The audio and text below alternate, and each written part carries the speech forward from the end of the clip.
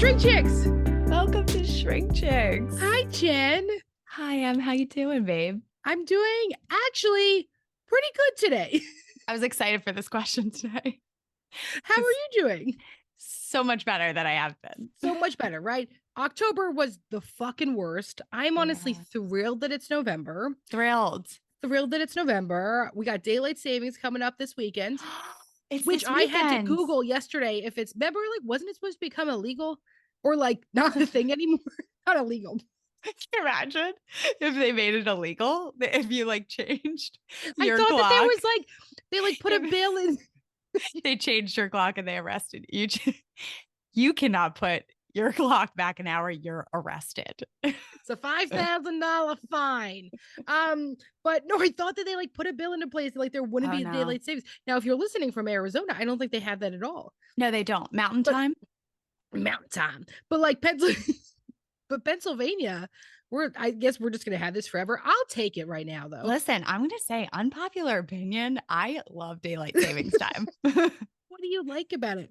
I really am affected by light, like so affected. But it's still going to get dark earlier. It is, but it'll be lighter in the morning. Like my time clock is like, I need light in the morning or I'm not functioning. I went to my 6 a.m. workout, which I never do. I do 8:30 every day. But like on Tuesday, I have a lot of things happening. So I was like, whatever, I want to get up to 6 a.m. It was pitch black when I got there and it was pitch black when I left. And I was like, how do people do this every day? I was so tired. I walked in and I fell over this like like a step stool thing. Not during the workout, just walking in the building. And I scratched up my leg because I'm bleeding. Were people laughing? Did they say, are you okay? It's just the worst one when woman, someone sees just you. One woman walked right past me and she goes, nobody saw that. And she kept walking. I didn't know anyone at the 6 a.m. class. Like usually at 8:30, everyone would be like, oh, that's fucking Emily. But I don't know anyone at 6 a.m. because I don't go to that one. So I feel like, people probably just like didn't make fun of me. That I think is the best reaction that you can really have because when people run up and they're like, oh my God, are you okay? And you're fine, but like you're more embarrassed because everyone's asking you. Yeah, that's what I would be worried about, right? Yeah. Okay, but we have a great intro question today. I'm ready. So Abby wrote in and said, what's your favorite memory of or with each other? I have so many. Really? What's yours? Do not have any. No, smoking weed. Can I say that? Yeah. Our favorite picture we have is a picture of us passing a joint that we've never been able to actually put in public because like, I don't know, you're therapists and like, you're not supposed to do anything like that. But like, it's the coolest picture we have together. Yeah. We can't put it anywhere. But we can't put it out anywhere because, then they'll come take our license or something. We have medical cards. You don't have a medical card. Mine expired. I'm in New Jersey. Legal where you're at, baby. There okay. It is. So what's your favorite memory? So yeah, I have a good one. Yeah. My one was like when we were singing in the car in grad school. I feel like that's when we really first connected. That is 100%.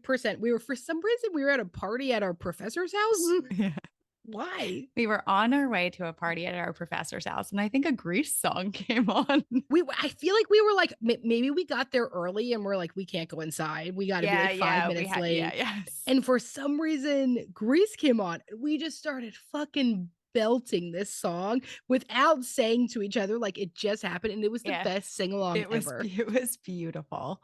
That's one. I think Asparagus Jen is one. Oh yeah, you are Asparagus Jen started, where that originated. Also, I have like really fond memories of us like building the business at the very beginning.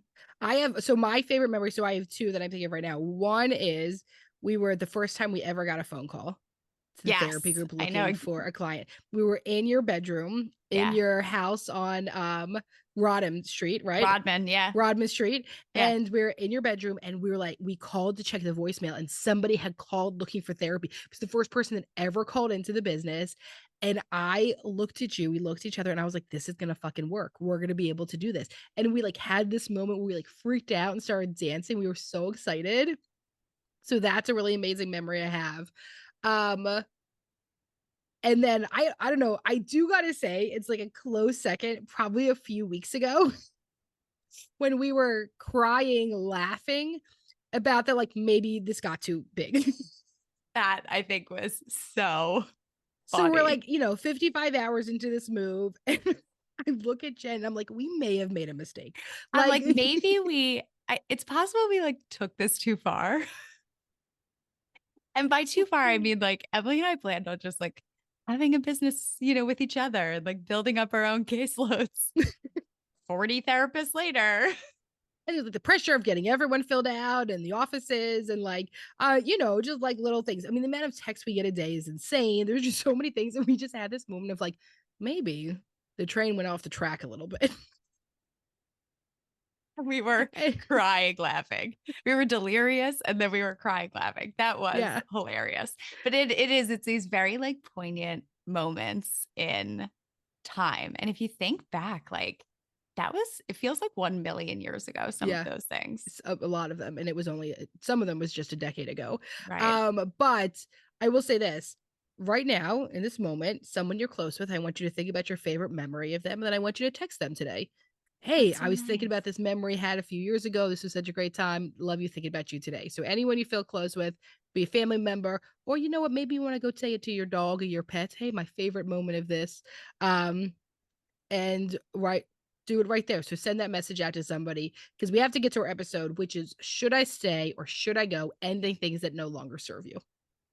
We got so many questions about this. I know I say that every time, but we get a lot of questions about a lot of topics. We post something and then we're like shocked. Yeah. How many times? But also not shocked because making this decision is really challenging. Yeah. So let's talk about, so this term serve you. I feel like this is a very popular term on social media and it's talked about a lot, especially in the therapeutic room. Let's talk about like what this means because serving you doesn't always have to mean in this reciprocal way. I think we have this idea that relationships are supposed to be 50-50. That's just simply not accurate. And so when we talk about serving you, I want to use the word of like fulfills you or feels important to you or you deem as important. How would you define serve you? I want to define it as something that isn't just a momentary feeling. You know what I mean? So I think if you're someone who does a lot of work on yourself, which if you're listening to this podcast, that's probably you. They're listening to ShrinkChicks. They're like, I hate growing. Yeah, right. I hate analyzing I'm here for myself. The vibes. Yeah, which might be possible. But my guess is you're probably always monitoring yourself and monitoring your relationships too. I think that's a really common thing when you're doing a lot of work on yourself. And so I think sometimes we may take it to a point where we're constantly thinking like, is this serving me? Is this serving me? We're like almost checking off boxes of like, okay, today was really good. It's giving me this, this, and this. And like today was really bad. It's giving, it's taking this, this, and this from me. And so I say that it's not kind of a small moment in time because relationships and healthy relationships don't always serve you, right? It's not something that's constantly happening. Like there are times in which you are not going to get what you need out of your relationships. And that doesn't mean it's not healthy. It doesn't mean not a reason to end it. It's not a reason to end it. Yeah. Exactly. So, I think it goes along with our debunking this myth of like, if it's right, it's supposed to be easy, or if it's right, you'll never fight, or your partner should always be able to be there for you, or your friend should always be able to be there for you. That relationships ebbs, they go through ebb and flow where sometimes they're able to give and sometimes they're not. So I think when you say no longer serving you, like maybe it's not giving you the consistency that it once gave to you, right? I think consistency is a really good word here. Is it causing harm? Yeah, it's causing harm. Yeah. Right. And so I think if you more often than not are saying, I'm unhappy in this and I'm not getting what I need and I ask for it and it's not being, it's not like 60-40, it's like 90-10, right? Like I think 99-1. 99-1. I think that those are things to consider. And if it's always 99-1, right? Like it doesn't switch off. It isn't about, the fact that your partner just lost their parent and they've been struggling for 6 months, and that there's not these extenuating circumstances, right? So like, I think if to really put it into context of like, I'm not getting what I need out of this, and I've been asking, we've been working on it. I think that was my long ass definition. That's good. That was good, right? Well, so someone said it. So how do you know when something no longer serves you? So you started to say this, right? Which is that like, does a relationship continuously leave me depleted? Do I find myself avoiding the relationship or situation? Do I find myself regressing back to a childhood state? These are all things for me that are like indicators that like this isn't like really working out for me. For me, it's like, is there anything mutually beneficial about this relationship? I think it's really hard because I'm someone who has a lot of relationships in my life from like don't you think I have like a lot of you do too, right? Like we both have like a lot of friendships we've had for like decades. Yes. And I think when there's history, it's really hard to suss out the difference because you're like, wow, I've known this person for decades. How could I not have a relationship with someone? And sometimes that is a reason. Sometimes it's like, you know what, that is really important for me. I've known this person forever. They are like a family to me. I'm not going to be doing any type of cutoff, but I have to alter the relationship or alter my expectations. And I think that's something to think about. We're talking about this in terms of like ending things that no longer serve you. But before you get to the ending, there can be altering. Yeah. If there's no harm. Yeah. I love that. I think that that's important because I think as a society, we've moved towards like, if something's not serving you, like throw it away. There's been a lot of talk around that. And I think that, there is a middle ground there where maybe something isn't serving you in the ways that it once was, but maybe the expectation of what the relationship is can change. Yeah. So someone said, how do you know the difference? Giving it more time versus knowing it's time. Here's what we like to think about. If nothing take this moment right now today, if nothing ever changes, does it work for you? Yeah. Now, if something does change, does it work for you? What has to change for it to work? One of the questions we'll ask a lot, especially in couples therapy, relationship therapy, is I say, what do you need to change with this other person for this relationship to work? And sometimes it's like, I need to be heard by them. I need to have more time with them. I need to see that they see these certain parts of me, right? And then the partner says, I didn't realize it was that simple. Okay, like I hear you. I see these things. Or the person says, like, what are you talking about? I hear you all the fucking time. All you do is talk. I'm like, yeah, maybe it's not going to change there, right? And so part of the difference is like saying like what could work in this relationship, what needs to alter, and do I try to alter first? Do I try to have conversations first? Do I try to set boundaries first? Do I try to alter in some way? And then after I've done all these things, how would I know when it's time to leave? And that's an important question to ask yourself because there's usually not a perfect time. It's interesting when you're at this, period of time where you're questioning your relationship and you're asking yourself, like, is this right for me? Does this serve me? And I think that, you can feel if someone's really unwilling to do the work and to work on it, right? You've tried everything, you're doing everything. And I think that, it's important to bring it to your partner as opposed to, just talking about it in therapy or just talking about it to friends, right? So often we triangulate other people into the relationship and talk to them in order to not go to our partner to have this conversation with them. That includes your therapist. And that includes your therapist. Right. So like, as therapists, we often hear clients come in and talk about these things and we will say to them, well, did you have this conversation with them? And so often we hear them be like, no, well, not like this. It's like always that way. It's always that. Always that's what it is. Not in this way. No, I didn't say it like that or like aversion. I'm like, dude, you said it in some like passive way. And I guess let's talk about like what's active communication. Active communication is direct communication. Yeah. Right. And so often people will be like, well, I said to him, like, well, I wish you'd listen to me more.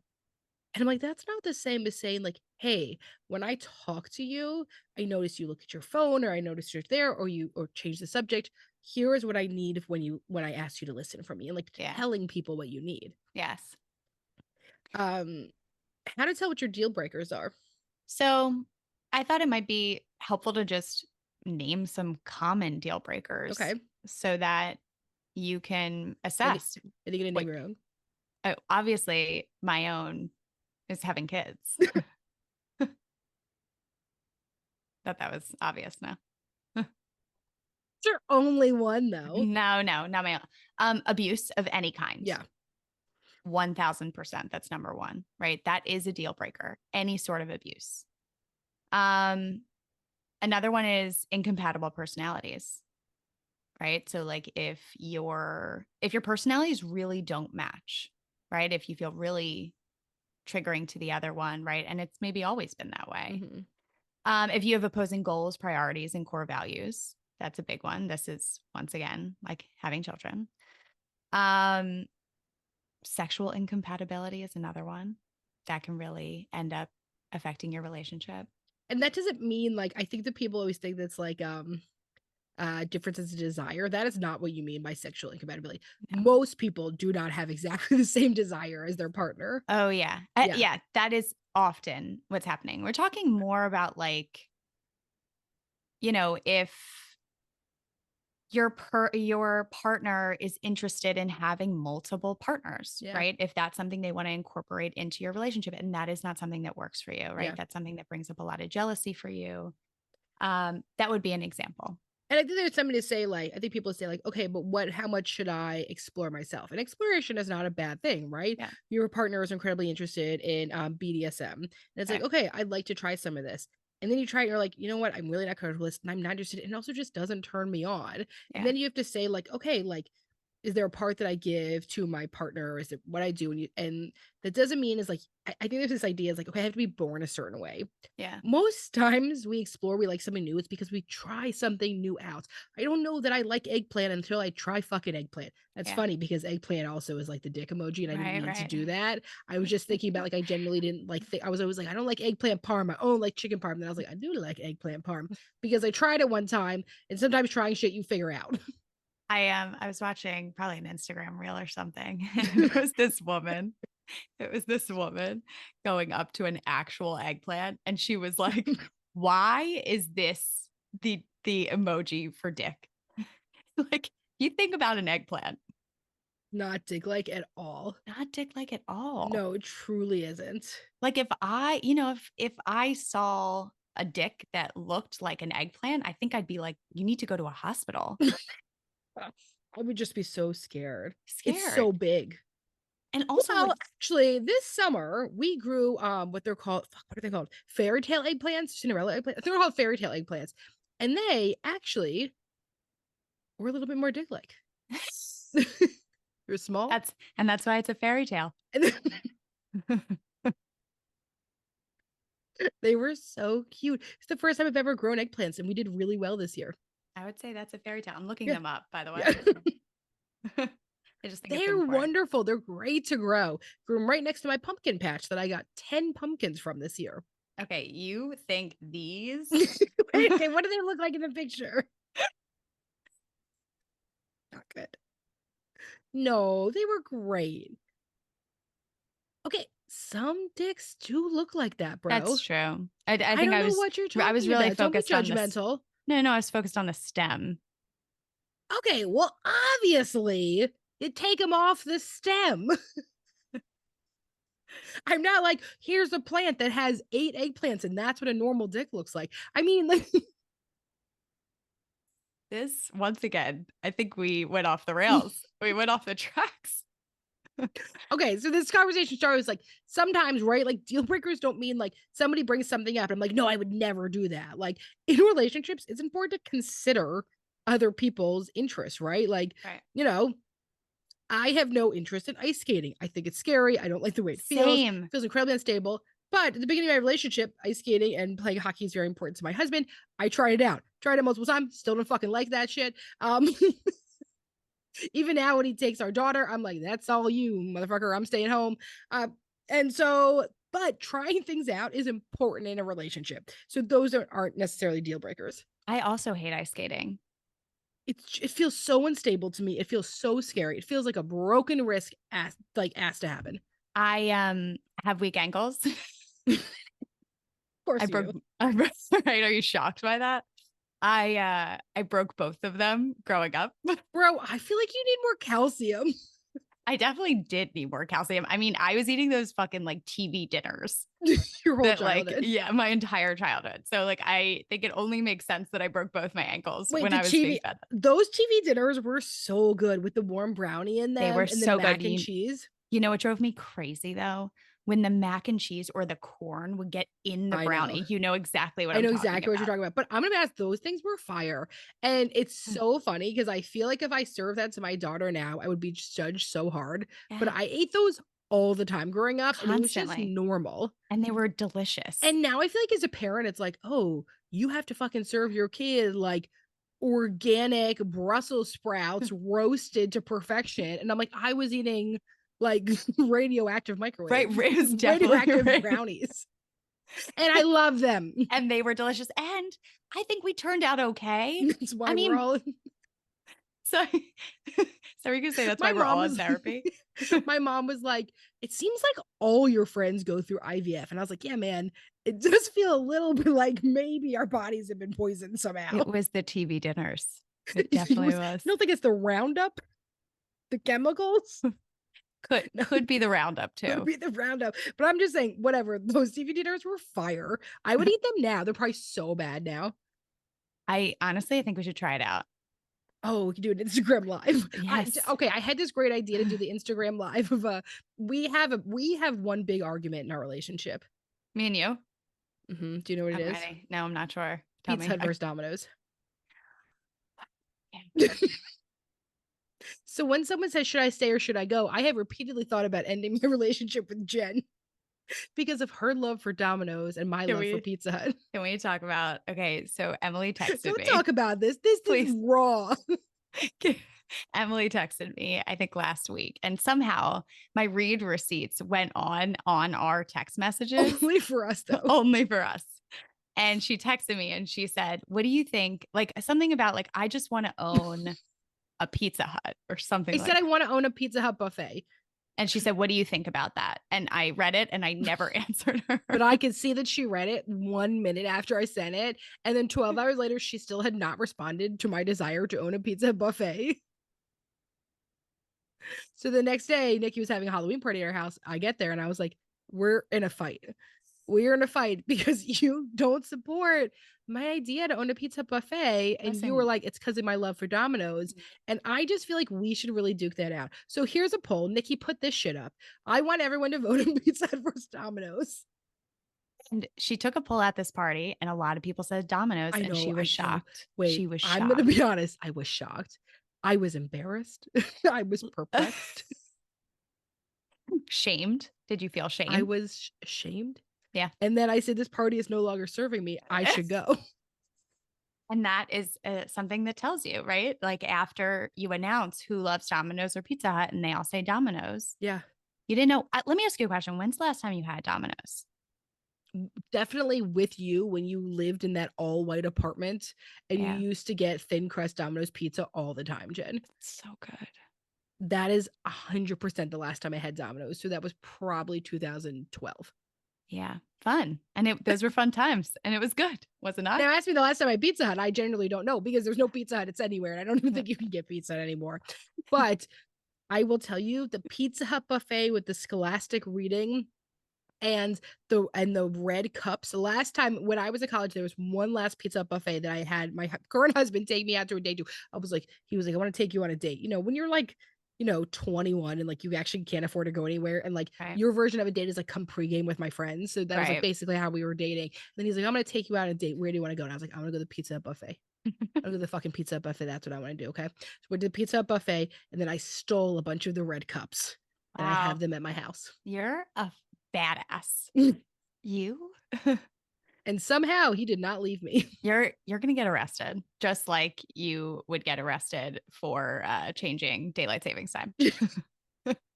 You're doing a lot of bad shit lately. All right. So let's talk about this.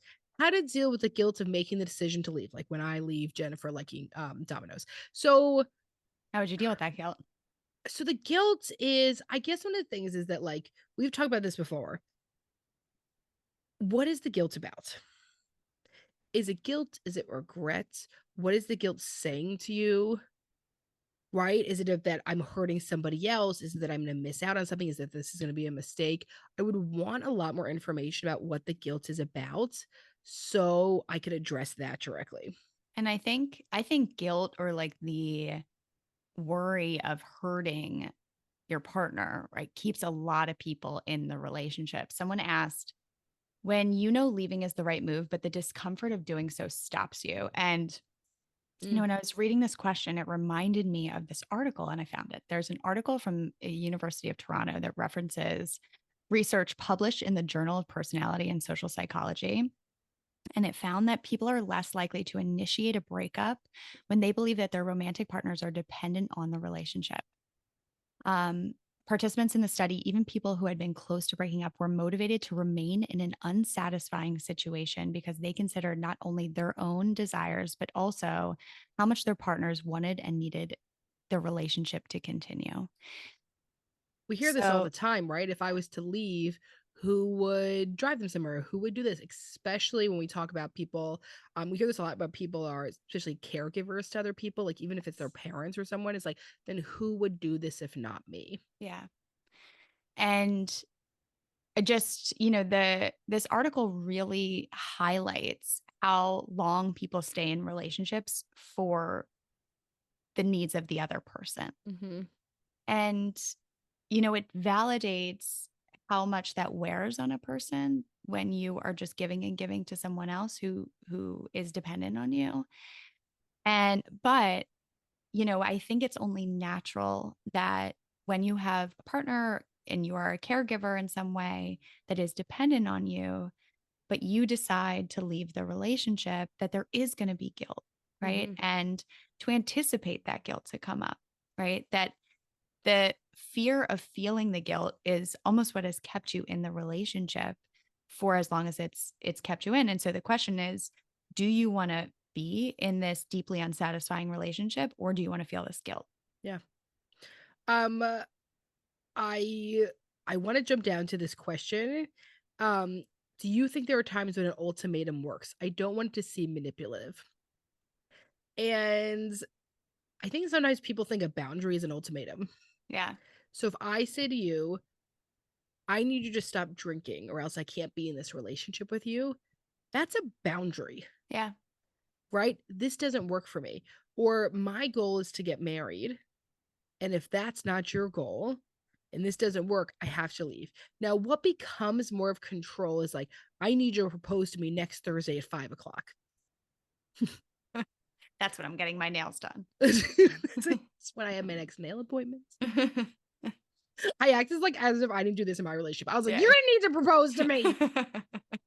I'm gonna die without it for some reason. And I was like, why did I care so much? Because other people were getting engaged. Like I was doesn't like people are always like, oh, how'd you get him to propose? Like, how he's so lucky he proposed. And I was like, I was behind the scenes, like, please propose to me.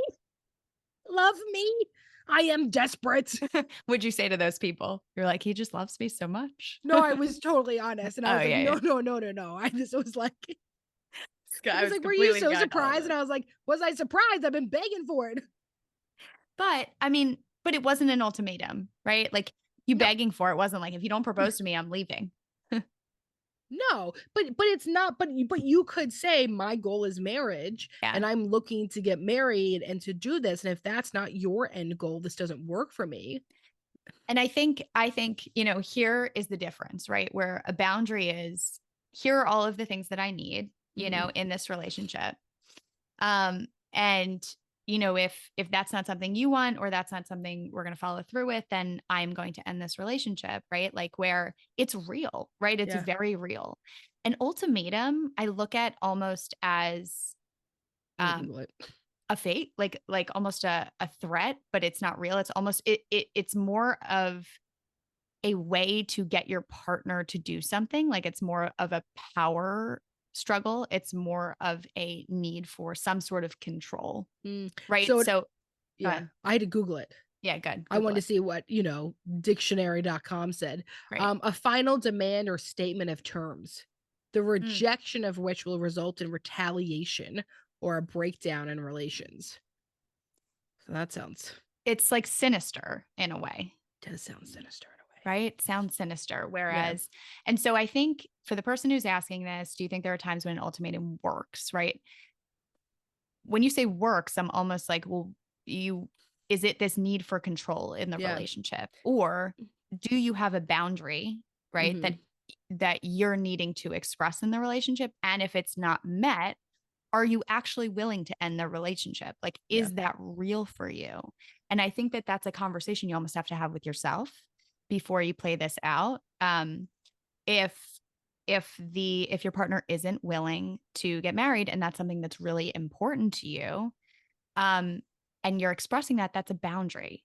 If your partner isn't willing to get married, and you're saying, if you don't marry me, I'm going to leave you, but you actually don't want to leave them and you're actually not going to leave them and you are happy, right, in this relationship, then I would say that's an ultimatum. If it's just a way to control them or get them to do something different.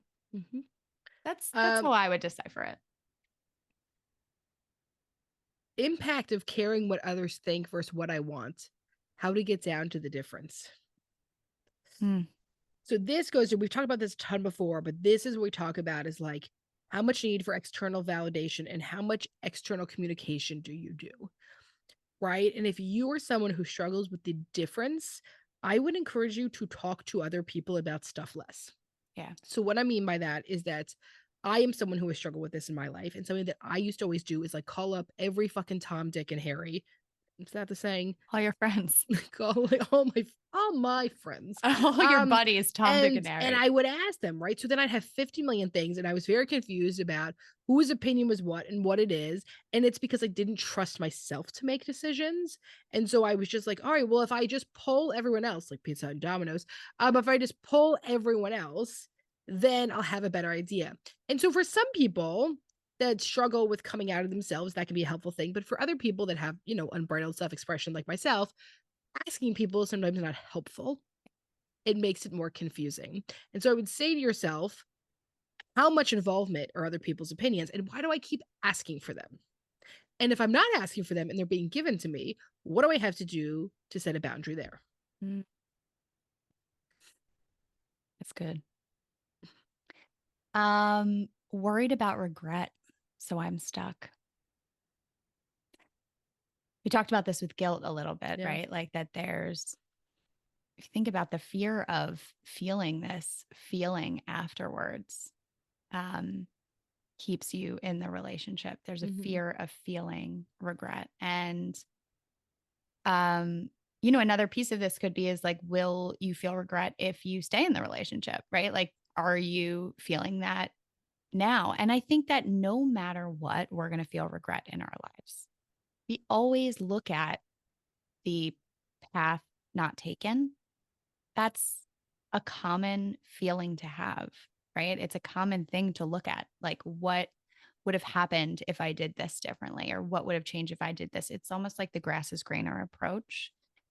And so when you do something to avoid feeling a natural human feeling, it keeps you from really looking at like, well, what do I want in this situation? So I would see if you can get away from that fear of regret, because regret is natural. It's a natural feeling that comes up. And you might always have that feeling. Well, what if I did this differently? What if I didn't break up with them? Or what if I did break up with them? How would my life be different now? Right? You could have regret no matter what. So I would see what's underneath that, right? Try to look at, well, as opposed to I'm fearful of feeling regret if I end this.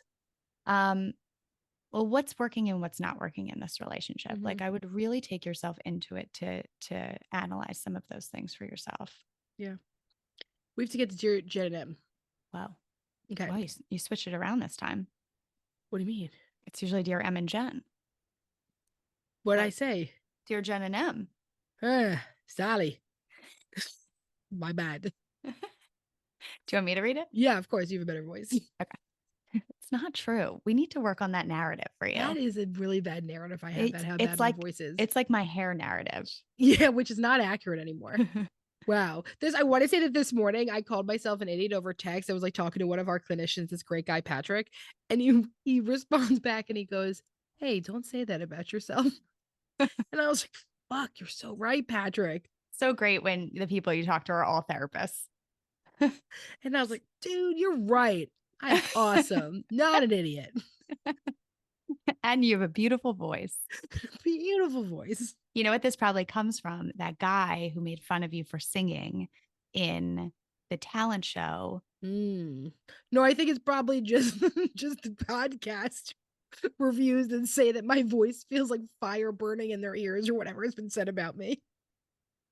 Oh, Emily's voice makes my ears burn. Right. The girl with the East Coast accent. I'm like, she's from here too. Okay. You're up. Dear Em and Jen, my ex and I dated for 4 years. He was emotionally abusive towards me and treated me terribly. He would always say, please don't tell anyone about this when he did something abusive. So I kept a lot of the abuse private throughout our relationship. Through therapy, I was able to identify the abuse and chose to leave the relationship. Since then, I've told my friends about the things he did to me. My friends won't stop being his friend, and it bothers me a lot. It makes me feel invalidated. It makes me wonder if they even think I deserve the treatment I received from him, or if they don't believe me. Either way, it's incredibly insulting. I have half a mind to cut my friendships off with them, feeling that they aren't real friends. However, I worry that I will regret the decision in the future once I am more healed. I also worry that I'm overreacting. I can't even stand to see that they have liked his posts on social media. What do I do? Am I overreacting and need to find a way to cope with their continued friendship with him? Or is this truly a sign that they aren't good friends at all? Please advise. P.S. It's been over a year since our breakup for some context. Oh, how much you want to hug this person? So bad. Here's what I would say. Trauma doesn't get over in a year. This is a very complex situation, and you have experienced trauma. It is going to be very hard to suss out what is like a trauma response in a situation like this. But I'm wondering what feels one, if it sounds like you feel like maybe your friends aren't being loyal towards you and aren't being heard. And I wonder if part of that's a conversation. Do you not believe what happened to me? This makes me wonder. It makes me doubt. I need to feel that my friends hear me and see this thing that happened to me. Has there been able to be conversations around this? That was what I was going to say, is like to talk to your friends. And I wonder if for so long you were told, don't tell anyone about this, don't talk about this. And, because of that, when you're in an abusive situation and you're being told, don't tell anyone about this, you get so used to holding everything inside of you. And so because you're still healing, right, that it might be the case that you need to keep talking about this, or you need to approach your friends and say, hey, this is really hard for me. However, for so long, you have learned to keep all of this inside. And so it sounds like you're still battling with this on your own. The fact of the matter is, you don't need to battle with this on your own. You can talk to your friends about it. You can say, hey, this really hurt me and this is really hard for me. And the fact of the matter is, your friends won't know that, even if you tell them, even if you told them this was, an abusive relationship, they might not fully understand what you need moving forward in order for them to be supportive friends. And so I would have a conversation with them about that. And I think it'll give you good information on whether they can be part of your healing journey or not, and in what their response is. That's it for today's episode. We always ask you to rate, review, subscribe, follow on Apple Podcasts. You can follow us at ShrinkChicks or the therapy group.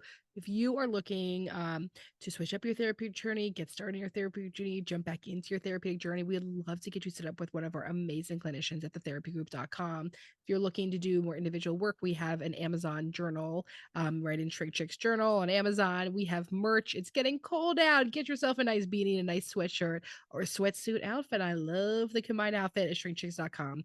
Thank you for being here today, and don't forget that to grow yourself, you gotta grow yourself.